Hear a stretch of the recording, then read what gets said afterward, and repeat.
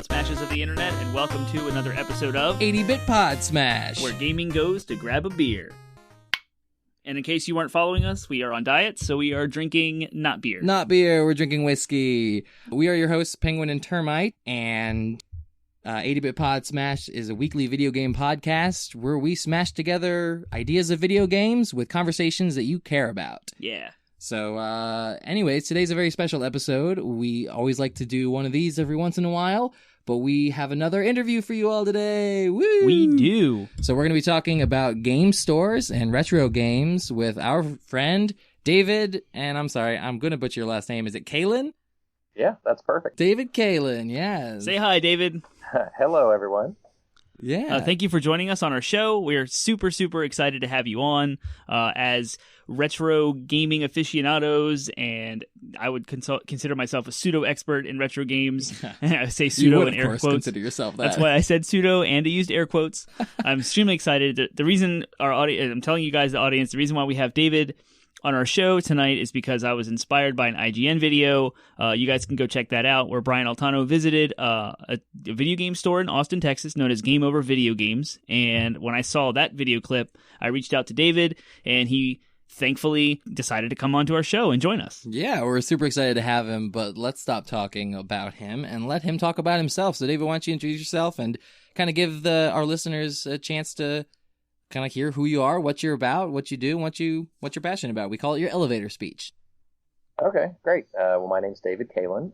I started this business 14 years ago. In a past life, I was a store manager for EB Games.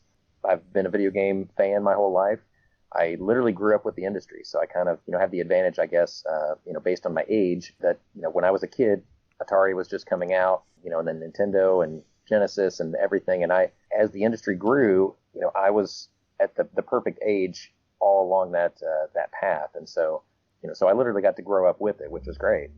And now people, don't know what it would be like to grow up in a world without video games.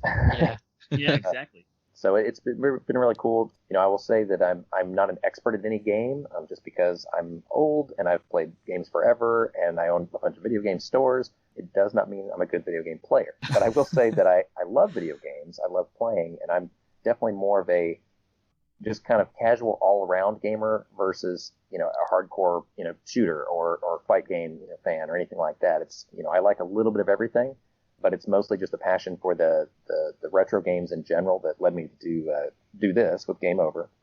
And yeah, so like I said, I've been doing it 14 years, and we have multiple stores, and we do a convention every summer called Classic Game Fest that started off as kind of a part of Game Over, and now it's spun off as its own thing. And so in my free time, I guess I could say I run that. But yeah, so I try and stay as active as I can in the community. And yeah, just thanks for having me on to talk about everything, and just anything you want to know, just ask away. Awesome, that's great. Yeah, we consider ourselves. People ask us similarly. They'll be like, "Oh, you have a video game podcast. You must be awesome at games, right?" And like, no, we're not. Nope. We're not good. Nope. We're not great at games in any stretch of the imagination. So, but we have fun. We love them. We're passionate about them. And we think that they're worth talking about. One of our first episodes, we kind of talked about the value of video games as art, as an art form, like holistically, not just graphics and stuff like that, but gameplay as well. And so that's kind of how we kind of the foundation of our podcast was that. So we think you fit in great with us here. So yeah. All right, cool. Well, let's go ahead and move on to our first segment. Did you want to? You look like you're wanting to. Let's move forward. Yeah, sure. Doing this podcast is our favorite thing. Doing this podcast is our favorite thing. Favorite things. The first segment of our podcast where we talk about the thing that we're digging this week in hopes that you might find your new favorite thing. What's your favorite thing this week, Penguin? Mine is okay. Yeah, I thought really long and hard about it because mine's a person. Okay. Oh. So I won't say favorite thing. I will say favorite person. Okay. My favorite person this week is, as Termite knows, but David might not know, I am having a baby in February, the end of February. So, or my wife is, I should say. Congrats. Yeah, thank you. And we're going to try to do a natural birth, which I know is I don't know. Is that controversial? I don't know. I don't care. Whatever. We're going to try to have a natural birth. So my wife is doing a method called the Bradley method, which is all about That's as controversial as you make it. Yeah, exactly. Yeah. So it's all about trying like relaxation techniques to try to be as chill as possible through the contractions to make labor go by easier. That's kind of the foundation of the method. There's a lot more to it than that. But so the reason I'm bringing that up is because we have classes every 2 weeks on Tuesday, and my favorite person this week is our Bradley class instructor. She is the most chill.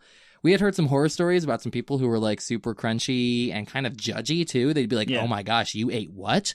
And that's why I said it's as controversial as you make it. Yeah, exactly. So our instructor she's really chill. She's not judgy. So my wife even asked her if she'd be willing to doula for her, and so she hasn't gotten back to us, but she's gonna kind of price it out and see what she thinks is fair. And I'd be super stoked if she does, because having someone else in there who kind of knows our goals, who can kind of back me up, like, is really exciting. So I'm just kind of excited about the whole process now. I wasn't super excited when I started the class, but now like we're 3 classes into it and I'm like, yeah, I'm digging this. And I'm digging this mostly because this person has made it like valuable to me. So that's my favorite thing this week. Person is Christy. Her name is. Shout out if you ever listen to this. We're a video game podcast talking about childbirth. Yeah, totally. Who knew? Yeah, totally. So, that's my favorite thing. What's your favorite thing, Termite? My favorite thing is a Christmas present we had received over the holidays. A Spotify premium membership is my favorite thing. Oh, nice. It has changed my life. It is so good. Having access to any music you want at any time, making your own playlists, like seeing your friends online and what they're listening to and being inspired by them and clicking on what they like. And what blew my mind was I went to a party downtown, and as soon as I walked in, they were like, "Here's our Spotify playlist, add 5 songs to it." And I was like, "What? Nice. You can do that? That's awesome. Amazing." Like, welcome to 2018. At the time it was 2018, and I just hadn't ever like looked into buying Spotify. I would just buy my own MP3s and upload them to Google, and then I'd have my own song library that I've been building for years and years and years. But now that I've been gifted premium and I can experience it all, that's awesome. That's my favorite thing. Sweet. All right, David, what's your favorite thing this week or month or whatever amount of time you want to extend it to? Yep. Well, I don't know. I guess my favorite thing right now would just be that Christmas is over. You know, for somebody that lives and breathes retail, past 2 months from before Black Friday, up through Christmas, it's kind of hell. So and I've been in retail my whole life, and it's always kind of been that way. But it's just always a hard time of year. I've had some family medical issues too, and between that plus the business and all the craziness, the ups and downs, hiring temps and getting sales ready, and the business like being crazy that week of Black Friday, and then it kind of slows down, then it's crazy right before Christmas, and it's just a roller coaster ride. And so right now, this week it's like a normal week, and to me that's my favorite thing, that I get to enjoy a normal week. Yes. All right. We kind of said the same thing, but in different contexts. Last week we were like, it's kind of nice that life's back to normal after the holidays. Mm-hmm.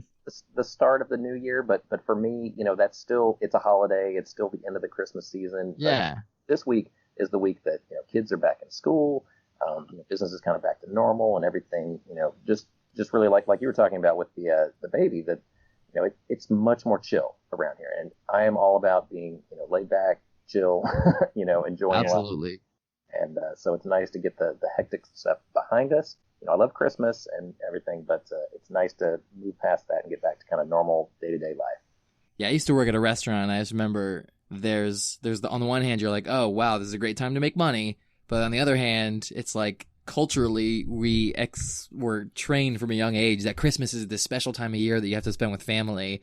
And so there's this, I always felt this ambivalence of being like, this is great that like it's a really profitable time of year, but also, I want to be with my family. I want to be home. It's Christmas or it's Black Friday or whatever. There's always that. The day before Thanksgiving apparently actually is like the busiest restaurant day of the year. Oh, really? Yeah, like surprisingly. Interesting. Yeah, I don't know what it is. I think it's because everyone's in town off. And they can't cook yet because they have all the preparations for the next day. Yeah, which would be Thanksgiving. And everybody gets off like the entire 4-day weekend or whatever. Right. Because it's always Thursday, Friday, Saturday, Sunday. Yeah. Christmas sometimes lands on the middle of the week. But right. Huh. Okay, cool. Fascinating. Yeah, that's favorite things. Yay. So now time for our next segment, which is DLC. Downloadable content is a little mini discussion, a fun little game that we play with each episode. Sometimes it has something to do with our main topic, and sometimes it doesn't. Yep. Just like downloadable content in your video games, it's a little extra bit that you guys get for free at the low, low price of nothing. Yeah, and sometimes it has nothing to do with the game itself. Exactly. Yeah, so today's DLC is in honor of being joined by our friend David here, who runs a game store. And so I'm going to set up a little scenario. All right, so this is what DLC is going to be. Okay. The three of us are running a game store, and we each get to hire someone. Not hire, we're hiring one person to work the store, and that we each get to bring forward a candidate. And we have to vote on that one candidate. So we have to vote on that one candidate, but here's the twist. It has to be a fictional character from a video game. All right. So you're going to pick one fictional character that you would want to hire to work your store, and then we all together will decide whose is the best candidate. All right. Do you want to go first as an example? I do. Okay, go. Yes. So give us time to think. Yeah, it'll give you guys some time to think. So my candidate that I bring to the table is I just finished Darksiders 3, and I think that Fury, the Horseman of Fury, would make an excellent candidate for the store. Yep, that one. The one you're holding in your hand right now, Termite. Huh. Okay. So here, let me sell her on us. Let me sell you on Fury. So her whole thing, whereas, there's this, in the apocalypse, there's this thing called the Charred Council, and the Charred Council, their whole thing is keeping balance, right? Mm-hmm. And the other two horsemen are kind of like rebellious, but Fury is all about like, yeah, give me a mission and I will complete it. Give me a mission and I'll do it. So she's dedicated, she's passionate, and she doesn't, I wouldn't want to mess with her, you know what I mean? Like, so she's got that intimidating presence of like, yeah, don't come in and mess with our stuff. Don't come in and break it. Don't come in and steal anything. While also being like, I will sell video games. I will clean this store from top to bottom because it is my mission. It is my goal. So she's very passionate about her goals. All right. Yeah. I'm going to enter some spoiler territory. Okay. But I need your help. Okay. Who's the main character of BioShock that you play as, the protagonist? The first one. Yeah. Jack? I thought it was Ryan. But if it's Jack, you would know. That's why I asked. His name is Jack. Okay, Jack Ryan, I believe. I'm going to hire and bring him to the table. Okay. Because all you have to do is say, would you kindly anything, and he would do it. So spoilers you have for a 13-year-old game. A little spoilery, but just say the words. Would you kindly do the worst thing that anyone would ever do in this game store, like clean the bathrooms? Would you kindly sell this promotional bundle that we have running at a discount to every customer that walks in the door? And he'll do it. Yeah, but without a question. He never talks, so you have no idea what he even sounds like. Well, that was game designed so that you could project yourself onto him. I see. So that aside, because he's an actual person, his name is So Jack. he's a great everyman, is what you're saying. Like, he'll do anything. Everyone will relate to him exactly. too, because he's just. He'll just customers can project their personality onto them. Would you kindly pick a game I would like? And he would just do it magically. Okay, because that's how it works. That's how it works. Great, yes. David, do you have a candidate? Do you need some more time to think? Well, I guess for me, everything kind of revolves around retro for me, but to go really, I guess, generic, I would say Mario. Yeah. Okay. When you think about it, I mean, he's somebody that knows all gaming. He's been on every generation, so from old school to the new stuff, would know everything about it. Very friendly, outgoing, personable. Everybody loves him. He doesn't have many enemies, and he works hard. I mean, he's a plumber, but he still, has all that extra time to like go on adventures and chasing after Bowser and everything. I don't know. I think he is a hard worker that would get stuff done. Nice. Yeah, it's true. That's really funny because Termite here was considering picking Wario earlier in the day. Yeah, it was. And then I was going to you're going to have a hard time to sell that. Yeah. Okay, boys, what do we think? So we got 3 candidates on the table. We got Fury from Darksiders, we got Mario, and we have Jack from BioShock. David makes a good point about Mario and all the generations of gaming. Yeah, Jack's not going to know anything about gaming. He's not going to know anything about gaming. He's from the 40s. He's got a blank slate. Is that when that game is set? The 1940s? Yep. This predates video games. Right. Yeah. So he's not going to know jack about technology. I see what you did there. Hey, pun intended. What about Fury, though? She's an immortal being from another world. You know how Thor comes into the world in the Marvel Cinematic Universe and he's just weird? Yeah. Because he's completely out of context to our culture? I think that's what Fury would come off as, and customers might not relate. Yeah, she also might just not care. It'd be a hard time getting her to like be convinced that this was to save, you know what I mean, like to protect the balance. Right. Selling the eternal games. balance of the universe is at stake, and you want me to sell video games? Yeah, I think that's where I'm coming from with the kind of the practical angle is, you know, I'm thinking of somebody that, you know, who can I leave the keys to the store with and trust that they're not going to, you know, do a bad job. You know, And Mario I would trust even Mario. I think he's a responsible person. He would, you know, take charge. He would get stuff done, you know, do whatever he's told to, you know, whatever task, you know, just bang your head into the brick wall. Yeah, he'll do that. You know, he'll do it all. So I think it's a safe choice. So I'm trying to be practical there. All right, I'm like sold. I'm with you. I'm sold on Mario. I will just say that the balance of the world may be at stake between PlayStation, Sony, and Microsoft. Oh, yeah. I guess. That balance is always at stake. Yeah. And the way things are going, the balance may be toppled here in 2019. So. If only Sega was in the mix again. No. I know. They're done. Rip in peace. All right. So, yeah, that was DLC. Bow, bow, bow, bow. That's over. So, yeah, we can move on to our final part of our show, which is just the main topic. Our actual interview. Yeah. So, the kind of main overall theme of the episode, we're talking about game stores again, but this time from someone who actually runs one. Mm-hmm. So we had an episode, I don't know how long it was. We actually had a couple of episodes about Did it. we? One of them was about running a game store and our dream of what our game store could possibly look like, and I kind of briefly, without unveiling too many of my mental business secrets that I might want to someday do, top level, you know, spat out what I would like to see in a game store and our dream to ever have one. And it was another different episode about toxicity in the gaming culture and how that is representative in physical locations where gamers kind of come together and how people are treated or not.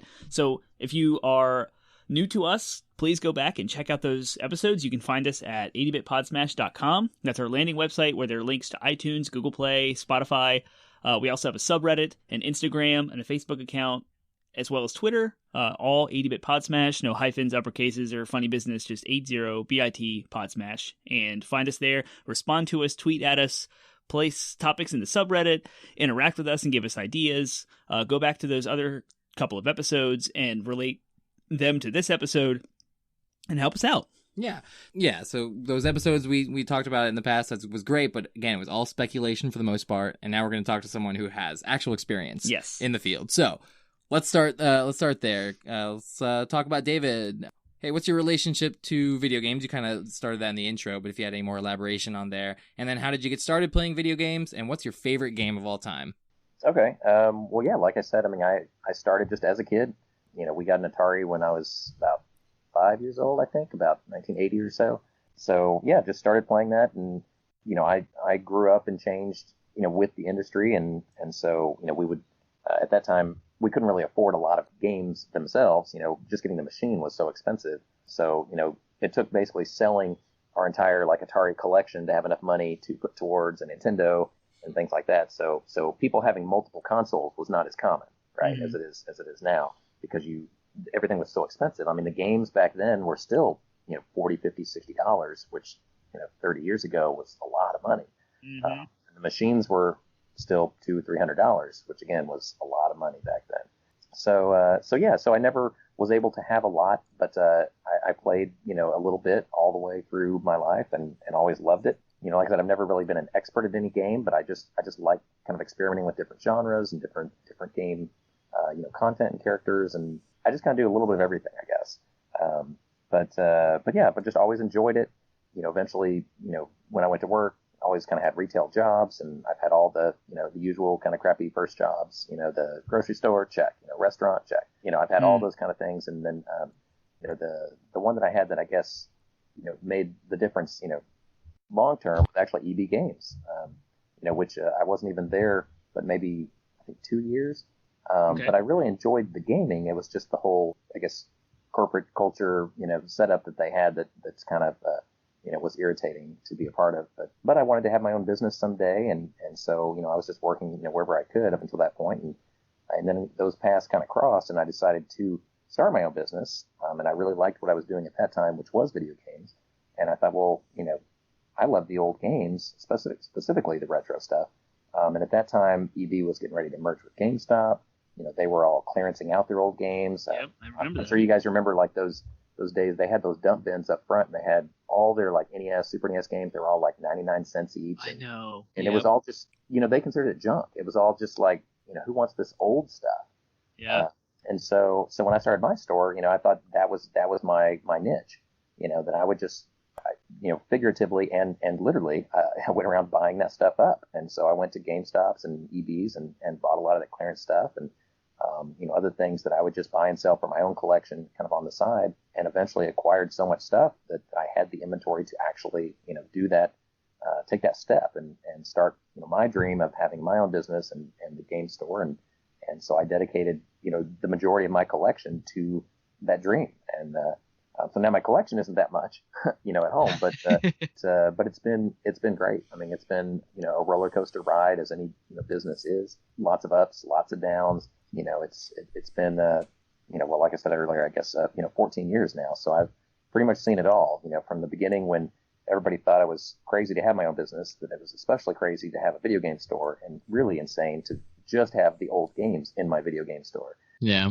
And so, I was the freak among freaks back then. And, and then, luckily, in time and with changes in the industry and luck and, everything else that kind of fell into place, retro gaming became a thing. And, we were positioned to take advantage of that. And so we did. And we grew and expanded as the retro gaming, interest overall got bigger. And so, yeah, we spread and expanded. And, we have today 15 stores. Wow. We're pretty much all over Texas. And then we have 3 in Washington now, too. I saw that on your map, which, by the way, is genius. You guys have to go check out his map online. It's a map of America, but it's styled after Mario 3. Mario World. Mario World. Oh, I'm sorry. It was. Yeah, I love Mario. What can I say? Did you design that yourself? Conceptually, yes, but artistic skill-wise, no. Okay, gotcha. Okay, yeah. It was genius. It was awesome. So what is it? It's GameOverVideogames.com, correct? GameOverVideogames.com. Yes, go there once, go there often.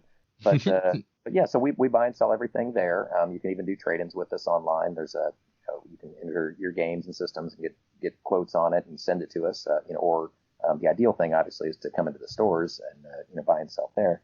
But yeah, so we rode the retro roller coaster as it grew and expanded, and so now we have this growing business that's one of the biggest retro chains or indie game store chains out there. There's mom and pops with just like one store, maybe 2, but mostly like one store mom and pops. And then there's obviously GameStop, which kind of ate up or put out of business everybody else. And there's not a whole lot in between there. And so, we're one of those ones that's in between. So, 15 stores isn't a lot compared to GameStop, but it's a lot bigger than your average kind of mom and pop operation. Yeah, definitely. Mm-hmm. So we kind of have, staked out this sweet kind of middle ground now where, our stores, like you saw in, I guess, Brian's video with IGN. I mean, we run our stores very professionally. They're very nice, very well organized. Our staff is great. We train them well. We hire well. We try and specifically pick people that are, outgoing and comfortable talking to customers about games. And that, like I guess you mentioned earlier about toxicity in the retro gaming community and or gaming in general, but specifically retro gaming. I don't know why, but it definitely has. There's a very large negative culture. Yeah. Yep. Interesting. Yeah, we have a question about that later. Okay, yeah, but yeah, I mean, but overall, basically we try and provide a good game store experience, the kind like I assume like what you would want to open yourself, because that's basically the boat I was in. Is I didn't like the big corporate stuff, but I've always been the kind of person being in retail that likes to run a clean, neat, organized operation. And most mom and pop stores are more friendly to gamers, but they're not real good on the professional, organizational, welcoming part. So I think we have a really good mix, between, we're small, we're indie, we have great people that work for us, we're a lot nicer, I guess, organized and staffed and everything than your average mom and pop. But, we're not so corporate-y that we're like GameStop and we're trying to sell you, 10 things besides the one you actually want to buy when you come in. Power Up Rewards, insurance, get them. We specifically don't do any of that stuff. And it's because I literally worked at EB Games and I know exactly, all too well what the culture is, as most people that have worked for GameStop or EB Games or even just gone in there shopping know. It's not that it's a bad company, but it's just they push the profit thing, so hard that it makes you not want to support them anymore. And I want people to shop with us because, yeah, we need their money to stay in business too. But I don't want to force it down their throat, Right. So I want them to choose to shop with us, but not feel like they have to because they're just locked in by membership programs and warranties and pre-orders and all that stuff. And it's like, well, damn, I have to go back to GameStop for this or that, because I'm locked in. Right. I want them to choose to come to Game Over, and that's what we try to create. That's Cool. fantastic. Awesome. I talk a lot about the modern era of brick and mortar shops and how we have online shopping. I can just go to eBay or Amazon or, some place on my own without leaving my house, and how the retail market, the only thing they have left is the customer experience. Yep. Because that's what you don't get online. And I think you nail it based on your description there. But we wanted to rewind a little bit and ask you, what is your favorite video game? Oh, man. Yeah, I don't know. Maybe if you need to pick like 3 or 5, that's fine too. Sometimes I know it's hard to narrow it down. Mm-hmm. For me, I think the people's favorite games tend to be the ones that they enjoy, when they're in the, like, I guess 13 to 20 age range. That tends to be like the sweet spot where, like, your best memories are formed. That's like, ooh, that's your favorite movies, your favorite music, your favorite games. It's what you do as a teenager, right? Yeah. And so I think for me, that comes back to mostly like some of the Atari games that I was still playing into my teenage years. And then, Nintendo, a little bit Super Nintendo, but mostly probably Atari and NES stuff would be my faves. And, specific titles, like on NES, I love all the Mario games. I love all the Mega Man games. Nice.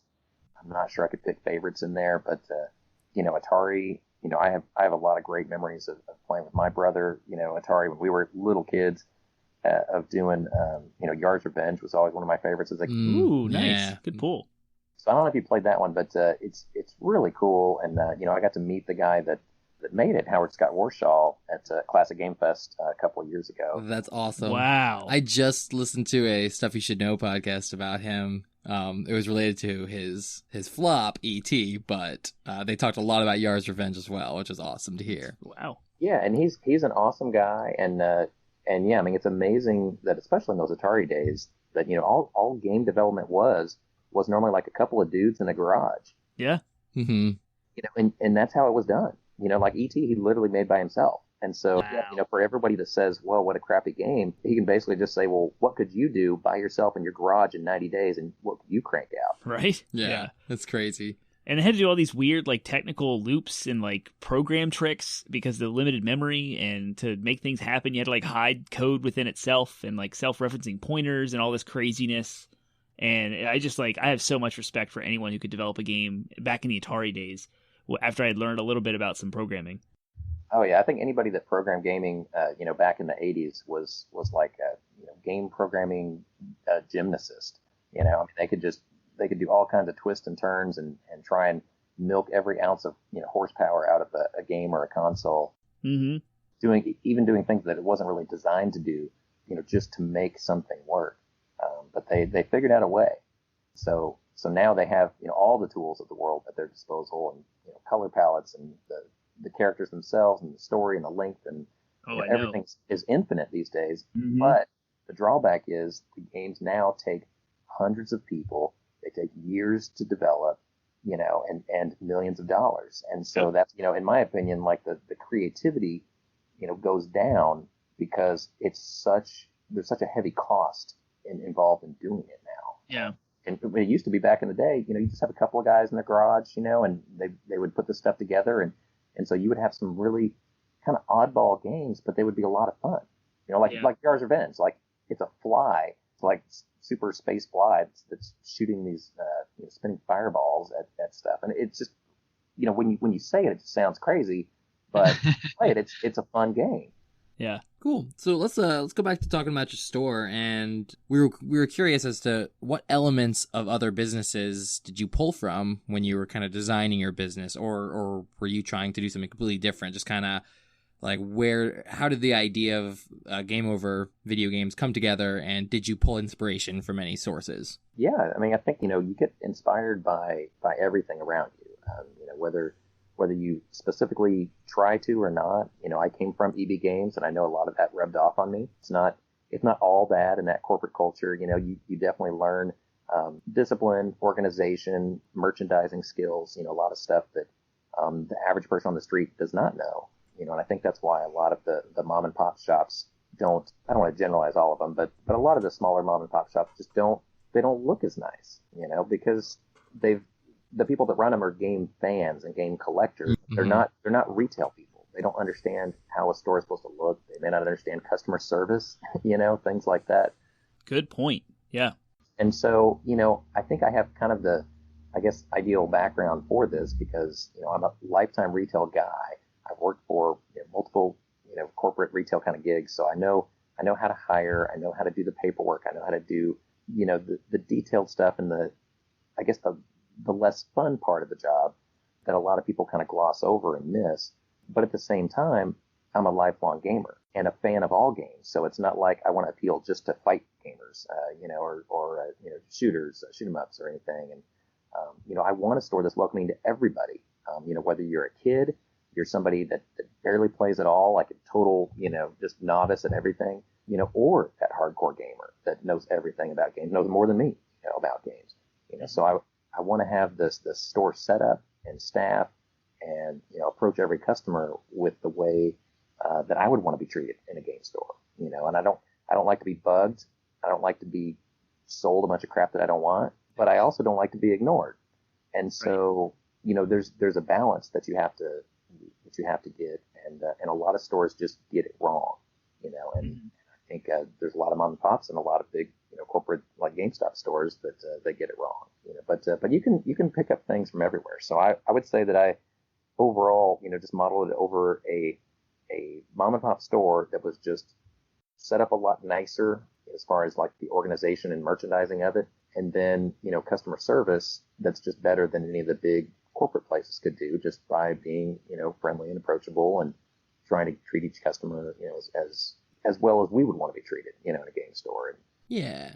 So let's zoom in on that real quick, because since you brought it up, Termite and I have both talked about our experiences going to game stores before, and whether it be board games, video games, or just kind of card games, nerd paraphernalia in general. The one thing that stores like GameStop do okay at, like, you can definitely tell they try to train their employees, is whereas GameStop will try to like greet you and even talk about games with you. A lot of these mom and pop stores, a lot of these locally owned businesses, you'll walk in and you'll just see this group that's sitting there playing whatever game they're playing, completely ignoring you and almost looking at you with sort of like, we are inconvenienced by your presence. And sometimes you'll get the person behind the counter to talk to you, but most of the time they're also just sort of sitting there. They're either with the group or they're sitting there on their phone or something. So that's an experience I think everyone who's a gamer has had at some point or another. Sounds like it. I'm actually surprised that even you, David, coming from Austin, Texas, I've never been in that area. Mm-hmm. Like, you've experienced this too. And I'm from the East Coast. I traveled to San Diego and for work, and I just decided to like Google retro game stores, and I went in. This place was a mess, and there was like 3 dudes in the back while watching a movie. Clearly I was interrupting their movie watching time during business hours, and I couldn't find or see I couldn't see anything. I had a whole bunch of questions, and I was going to ask about all these different cool retro ideas I had and like travel home with all these things, maybe some good deals, but the place was a complete disheveled mess, and I was clearly inconveniencing them. So I spent maybe 5 minutes kind of walking around, and they had some cool stuff on the walls and things, but it smelled bad, it looked bad, it was gross. And that's in San Diego on the West Coast. There's actually a store here in Fredericksburg that's the exact same way. You walk in and it's just a disheveled mess, and there's some dudes playing Yu-Gi-Oh! And there's nothing wrong with Yu-Gi-Oh! But when the employees are playing card games and you walk in, you should be addressed in those things. So the question then is, with those experiences in mind, the question, you've already kind of spoken to how you try to keep your store clean and organized. Which is awesome. But so we want to talk more about the personal element of that. Like, how do you combat or at least address that sort of exclusivity or toxicity that other stores don't seem to be able to even make heads or tails of? Mm-hmm. Well, it's tough, but it's definitely something that has to be taught. It has to be trained because, I think people apply for jobs at game stores because they think that it's a cool job. They're going to get to just kind of hang out and play games all day and, maybe hang out with their friends that come in while they're working, and they just kind of hang out and talk together. And, so it really takes, I guess, the retail management side of me would kick in and be like, this is how we're going to, approach customers. And like, everybody gets greeted, everybody gets talked to with respect. It doesn't matter if they're old or young, they know everything or know nothing. If they look like, they're poor or rich or whatever, skin color, anything, like you can't discriminate and say, this is somebody I'm going to help and this is somebody I'm going to ignore, because we want to help everybody. Because, if your business is going to make it, you need everybody's money, not just some people's money. Yeah. You want everyone to be your customer. You don't want only your best friends who come play cards with you in the back of the shop to be, your customers. Like, unless you have some other way to pay your bills, I don't know. Maybe I don't know that secret method to pay my bills. Huh. I have watched Breaking Bad. Yeah, there's something else happening out the back door of that business to keep it in business. Right? Exactly. But I mean, that's the only way to do it.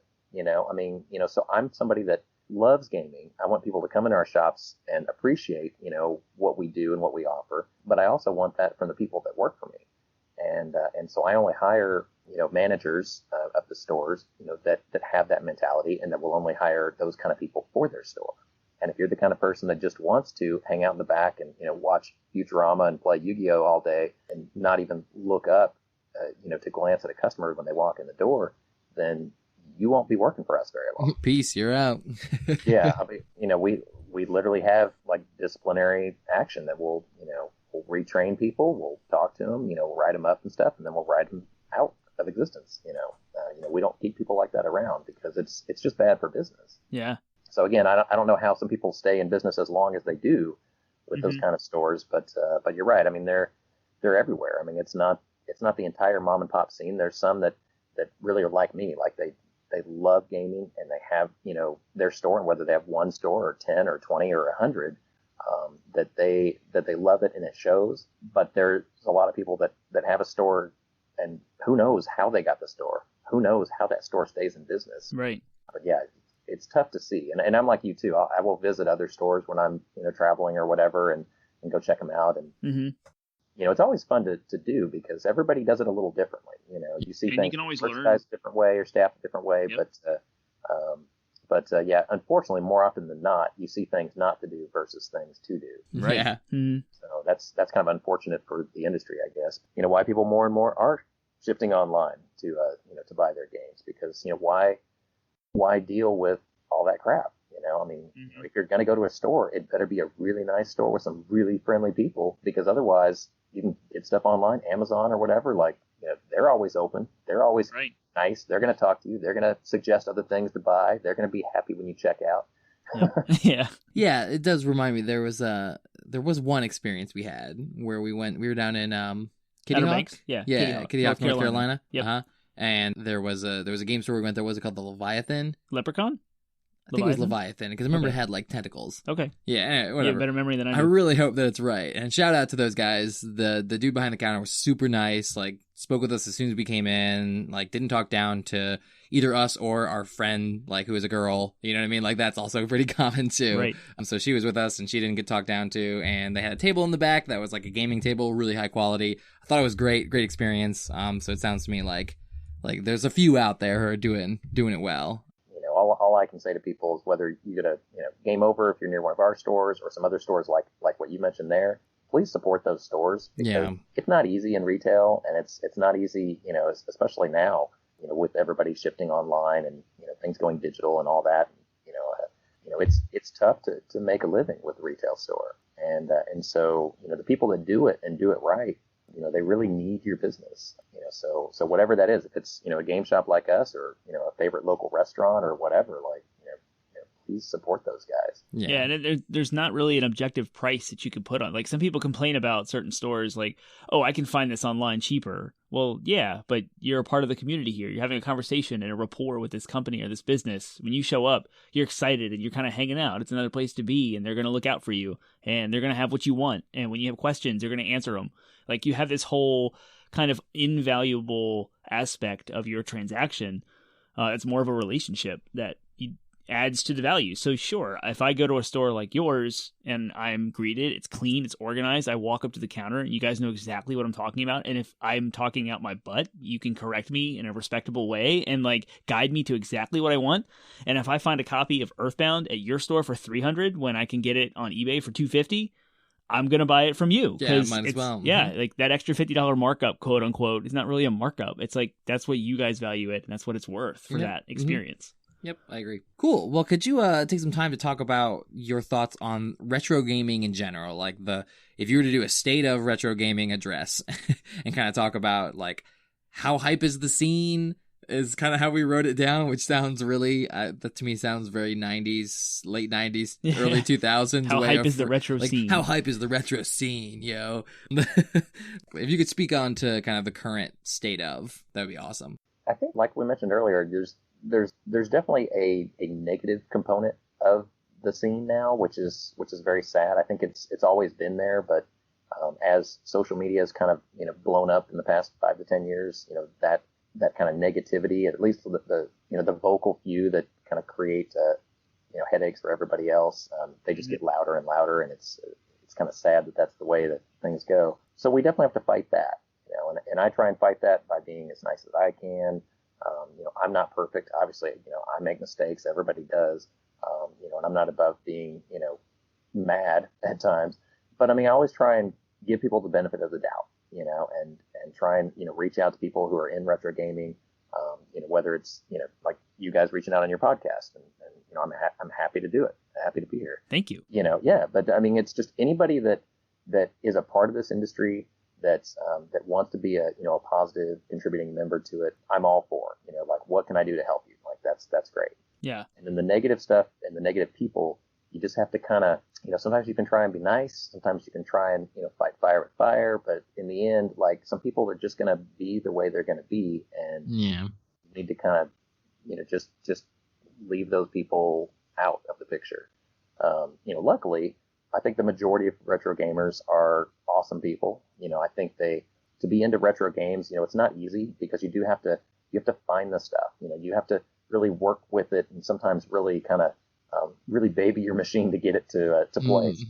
So yeah, so it's not cheap. It's not easy. It's something that takes time and takes a real love of it to do. And so for the most part, people into it are great, patient, understanding people. And I think the culture overall, it only continues to grow. As I grew up with gaming kind of from the beginning, but now, like I said, people that are born today, they grow up from the time they're a kid. I mean, there's little kids that can't even walk that are already playing games on tablets and things. Yeah, they are. Yeah. So I mean, they're playing games from day one, and so the love of gaming is always going to grow. And I think there's always going to be with that a retro market, a retro affinity for whatever's their older games, their classic games, the stuff that they remember from when they were teenagers. So PS4 stuff and Switch, those will be classics to somebody. Yeah. But you look 20 or 30 years down the road, they'll be like, oh, I remember those little Switch cartridges. Yeah. But so gaming continues to get bigger and bigger. So retro gaming with it is getting bigger and bigger. Even Target, Walmart, and more mainstream kind of stores, actually stock some retro either gaming equipment or like some of the plug and play units, like the flashbacks or things like that have some retro games on them, or at least classic, like Mario T-shirts. You can find, Atari T-shirts. They had a bunch of Atari T-shirts at Target over Christmas. Yeah. So the culture is strong. It's big and getting bigger. The gaming industry is big and getting bigger. But I guess unfortunately with that, there is that negative side of it. That y'all were talking about. That it's still there, and unfortunately it's also getting bigger. So that's just kind of the good and the bad of the scene. Okay, and with the advent of like the Nintendo Classics consoles, the PlayStation Classic, which I don't want to talk about, that's a rabbit hole, and it kind of hurt me a little bit. Like the advent of like virtual console services in the past with Nintendo, with the PlayStation 3, you could download PlayStation Classic games. So like all of these kind of retro games are more accessible on modern consoles in different ways that, like you said, you can go plug into your TV.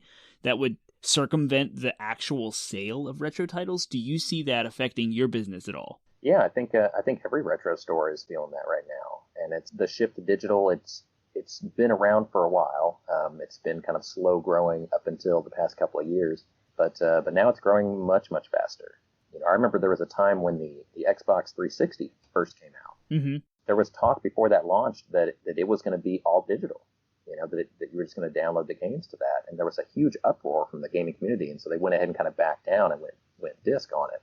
And you know, and in this generation with the Xbox One and PS4 and Switch, you know, there's all physical media, Right. But there's the ability to download about half of it digitally. You know, so there's definitely talk that the next generation will be the first all digital one, where you know the future consoles, whatever does come out next in the next year or two, you know, won't have these disk drives or you know cartridge readers or anything like that. You'll just download everything, and so that's you know that's kind of a real shame that's going that way, but you know, overall, I think the people that collect and play the retro games still enjoy the original systems. So even people that are getting the NES Minis, like we were talking about, like, you know, those are great and they're cool. But, you know, once you play those, you know, 40 or whatever, like kind of mainstream games, and you realize, well, just on NES alone, there was like 700. Yeah. You know, you're going to want to play some other stuff. And then you come down to, you know, the legal versus illegal ways to get that. Right. Mm-hmm. You know, and the only legal way, of course, is to get the original cartridges. Right, You know, right. there's new generation consoles on the market today that play the old games, like Retrons and Retro Duos and you know all those kind of things that are on the market. There's new ones even coming out in the near future that sound really cool. Yeah. That play these original cartridges. But there's you know the illegal ways too. So Right. so I would say in general, you know the state of you know our company is good, but you know in general retail it's a tough business. You know, it really is, and it's getting tougher. You know, people don't go to malls as much anymore. You know, or shopping centers. You know, people do buy things online, and so you know, you see Sears, Toys R Us, you know, Radio Shack, you know, all these kind of big chains that you know we all grew up with and remember and thought would be around forever, and you know they're suddenly not. So it's even more the reason why you know me as you know a small business guy and somebody that's doing something that I'm truly you know I truly love and am passionate about. That whether it's gaming or you know like I mentioned like a favorite local restaurant or anything like that. I mean, you have to go out and support these guys because you know those businesses they're hard and getting harder you know to stay in business, and so it's definitely tough to make it. And so you know I don't want to discourage you or anybody else from starting a game store. You know, but I mean the growth in retail now isn't what it was 10 years ago. You know, I mean, Right. you know your thought of you know, or not you specifically, but just, you know, somebody that thinks of opening a game store like that would be cool. You know, it would be cool 10 years ago. You know, now it would be hard. And so you'd really have to have extra, you know, help as far as like promotions and getting the word out and really attracting people to your store because, you know, people do so often now just go for that easy thing of the NES Mini or the illegal emulation or, you know, buying stuff online. And you really have to, you know, you have to woo them into your store. Right. So that's why, you know, we have the real emphasis on, you know, store presentation and staffing and, you know, quality service and everything. And again, you know, I'm not perfect. We're not perfect. I mean, I don't want to make it seem like Game Over is the greatest, although it is. Yeah. But, you know, but you know what I'm saying? I mean, it's just, it's a tough life. And, you know, I wish more people appreciated what these retail businesses of any kind, you know, really do for them and do for their community, because a lot of them, they are closing up shop now. And, you know, I know I've seen where we have Game Over stores, you know, we used to have in certain places a lot of competitors, and now there's not so many, you know, and on the one hand, I would think, well, that's great for us, but it's really not, because those people, you know, a lot of them, some of them come to us, but a lot of them, it's just they go through other means of getting those games now. They get them online, or they get the illegal, you know, emulation, or they get the NES Mini, and they say, well, I'm good with that. Like, it's all I need is those 40 games. Right. You know, so it's a constant struggle to get as big as retro is, and getting bigger still. It's a constant struggle to get people to come into a retail store and to appreciate a retail experience, you know, a good one. Right. Because there's so few of them out there, and there's so many other bad ones to compare it to, that people just, you know, often think that the easiest thing is to just buy something online, and then they don't have to go into that store and potentially get disappointed, or they don't have to deal with the customer service problems, you know, or being sold a bunch of stuff they don't want, or, you know, talking about the warranty or anything like that. It's just easier sometimes to avoid the crowds. Right. So it's definitely tough being in retail, keeping that positive image and attracting those customers coming in. Okay. Great. Cool. We always like to look forward at the end of our podcast. So for our last question, we want to talk about the future, and we want to talk about what's your vision for your store in the future, going forward, and if you can incorporate even what do you think the future of the retro scene is as well. But we specifically want to hear mostly like what's your vision of the future, in regards to your store, your kind of legacy, I guess, if you will, with that. I think the future it's still good for retro gaming in general. I think for us, we have right now 15 stores. We're in 5 different markets with 3 stores in each market. And there definitely may come a point, in time where, 3 stores in the same city may not make sense. Mm-hmm. And that's again, just the shift online and stuff like that, or other means of playing the games, that part of it may go away. And I think that's what a lot of the competitors that we have in certain places have already felt now. And they're already, at least in several cases, just, kind of giving up and closing up shop because it's just getting harder, to do what we do. And rent always goes up, labor always goes up, taxes always go up. So even if things are going great now, 5 years from now, it's going to be way more expensive to do just what we're doing today. Right. So you always have to figure out some way to kind of reinvent yourself and, what can you do differently to get more people coming in or more money coming in. Mm-hmm. So it's a constant challenge. But, for us, I think, we'll continue to go with the retail concept. We're definitely, we have an online store and do a lot of business there, but, and that may very well shift where there's more business online than in the retail stores in the future. But my hope and my plan is that the retail stores continue to exist. Though. Yeah. Mm-hmm. Even as some of them close, it's in the short term, it's painful, but in the long term, it's normally better for everyone. Just that, there's some cities that maybe had 5 or 10, indie game stores. And really, that's just too many. It's not that none of them can make it or none of them, have a reason to be in business. But the ones that don't, are kind of finding out now that they don't. And so they're just kind of getting out. It's like being spread too thin. Yeah. Yeah. So it's kind of a natural thinning of the herd that's happening, I think, right now. So I think in the future, for us and for anybody else who's in the game store, game retail business, I think the ones that are good will still be around and in most cases will be better. Mm-hmm. They'll have to be. The ones that are mediocre or worse won't be around at all. Mm-hmm. And their death, unfortunately, will be necessary for those other ones to survive. Like corporate Darwinism. It's just, the strong survive. And, the ones that aren't as strong are going to get weeded out of the herd or out of the gene pool, But that's a natural evolution. That's just what happens. Yeah. Have you thought about doing more like events and stuff too in your physical stores as kind of a way to draw in more crowds and stuff like that? Yeah, we do a lot of events, and that's definitely something that we'll continue into the future.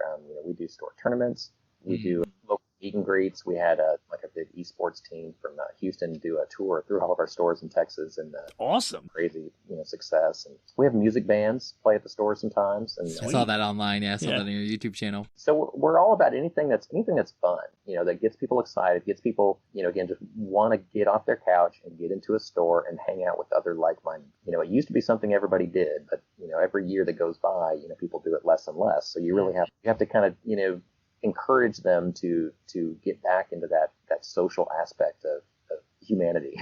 Yeah. Because it's out there, it's fun. It's great to play a video game at home online with a couple other people through a headset, but it's no substitute for having 4 people on the same couch with you playing at the same time. When you're actually you're talking smack face to face. You're literally punching them in the shoulder to try and make them mess up, on the game.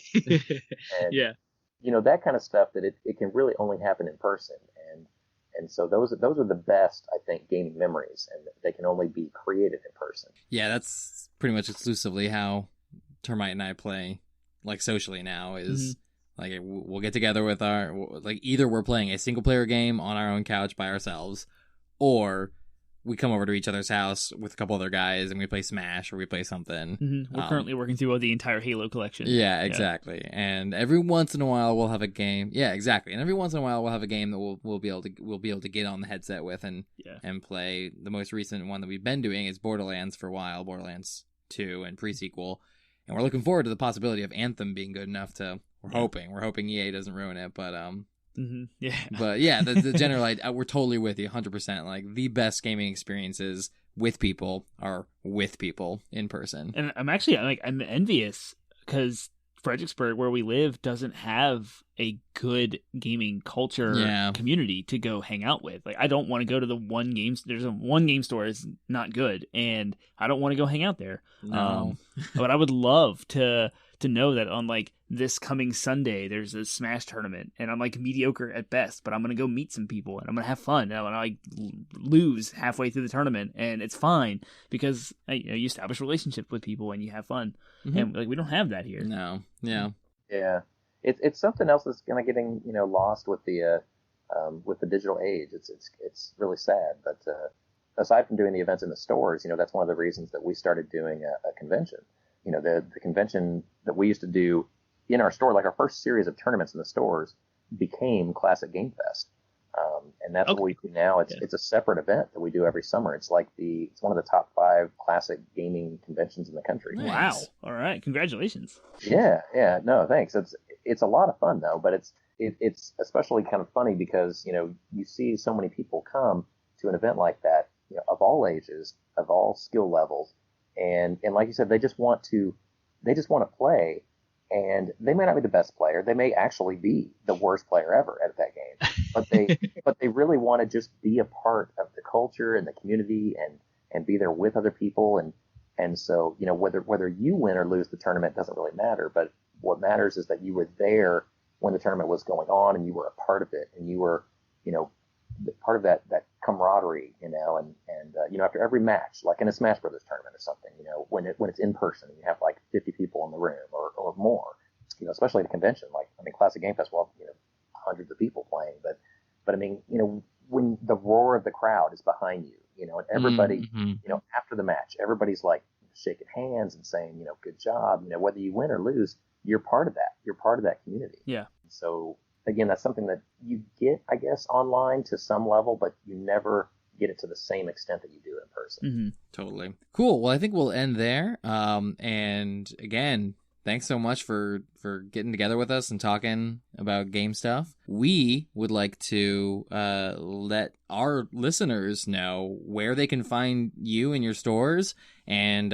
where they can specifically, if they aren't anywhere near you proximity-wise, where can they find you and support you on social media or online? Yeah, sure. No, we would love that. Yeah, it's GameOverVideogames.com.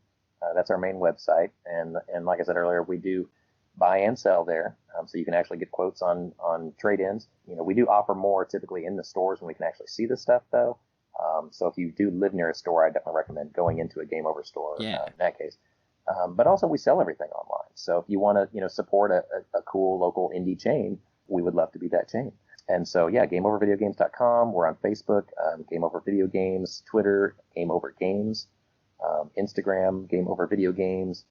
We have YouTube channel. And let's see, what other contacts? You can contact me.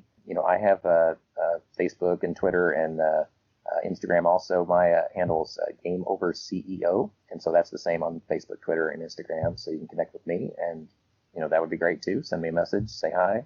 And what else? Classic Game Fest, if you're interested in that. Our summer convention. It's every summer in Austin, Texas, and the website is classicgamefest.com. So you can go there and check out prices for vendor booths if you have some games you want to sell. Otherwise you just want to go to attend. It's a ton of fun. There's tournaments, live music, vendors, artists. I'm trying to think, special speakers and guests, from the industry, and it's all retro game themed. So even if you've been to a local, gaming convention, there's not as many out there that are retro themed specifically, and even of those, there aren't that many that are as big and I guess extensive as what we do at Classic Game Fest. So that's definitely something to check out too. But yeah, so check us out, shop with us in store or online, and visit with me or check out Classic Game Fest online. And yeah, we appreciate all your business and support. Yeah, fantastic. Well, that's we encourage our listeners this week Normally we try to have them plug us in some way, but this week we want you guys to plug Game Over Video Games. So if you liked this episode and if you liked this interview with David, then please share his website, share his social media pages on your social media page, and just kind of get the word out there about what they're doing, because we want him to succeed as much as we want us to succeed. We want to foster positive retro gaming influence to our community. Yeah, send out those vibes, y'all. But yeah, great. And then of course you can always find us where Termite said before, 80bitpodsmash.com. at 80bitpodsmash, and all those Facebook, Twitter, Reddit, and Instagram. Yeah, he got it.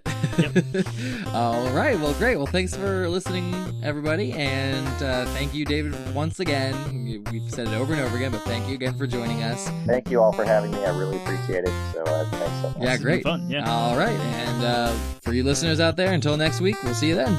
See you next week.